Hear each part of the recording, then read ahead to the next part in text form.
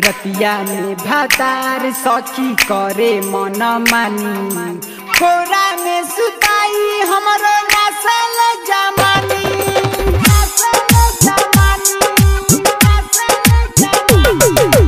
कितनो करी मानाऊ तो बुझे न परेशानी कोरा में सुताई हमरो नसल जमानी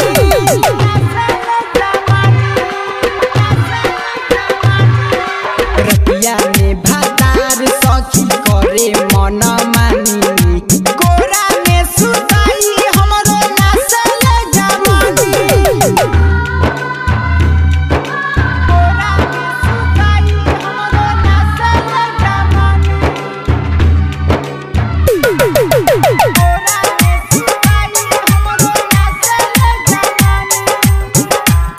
समृद्धि रिकॉर्डिंग स्टूडियो मुंबई।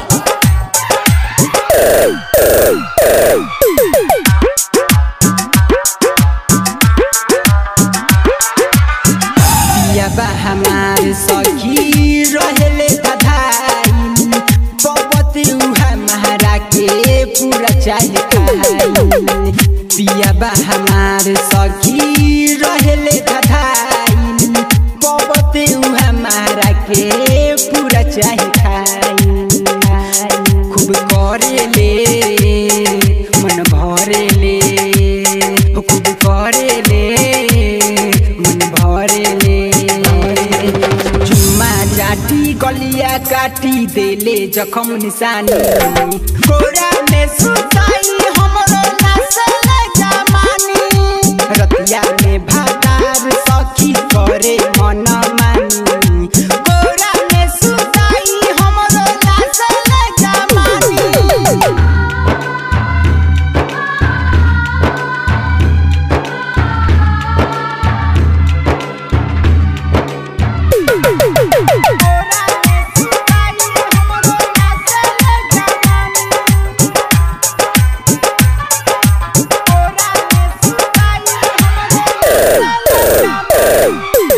समृद्धि रिकॉर्डिंग स्टूडियो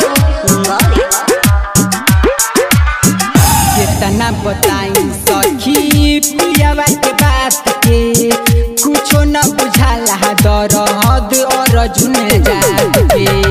कितना बताई सखी पियावा के बात के कुछो न बुझाला दरद सुरेश साजन के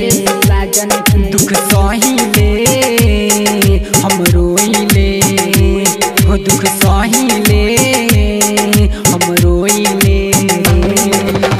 तो खाली माजा मारे हम तो भोगतानी कोरा में सुताई हमरो नसल जमानी रतिया में भातार सखी करे मन